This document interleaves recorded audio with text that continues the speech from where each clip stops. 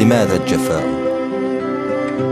يؤرق نبضي حنيني إليك، ويترك في الجفا والسهر، وأكتم في الليل أوتار حزني فتعزف بوحا يعاني الضجر، وأمكث في الحزن مهما استطعت، أقلب باليأس بعض الصور، أسائل نفسي لماذا الجفاء إذا كان عشقي بكل البشر، وصارعت بالليل أصفاد حزني فجار علينا الأسى وانتصر.